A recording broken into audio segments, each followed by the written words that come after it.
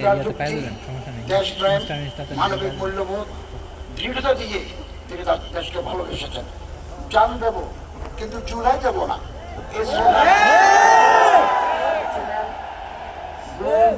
খুন ও বাংলাদেশের মানুষের গণতান্ত্রিক অধিকার কেড়ে নেওয়া ফ্যাসিস্ট আওয়ামী লীগের বিরুদ্ধে জুলাই পরবর্তী সবচেয়ে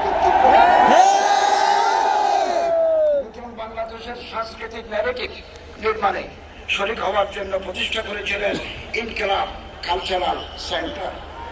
বাংলাদেশের সর্বভৌমত্ব বিরোধী খুনিরা 12 ডিসেম্বর দুপুরে জুমার নামাজের পরপরই তাকে গুলি করে 18 ডিসেম্বর 2025 রাতে সিঙ্গাপুর জেনারেল হাসপাতালে শাহাদত বরণ করেন বীর ওসমান হাদি।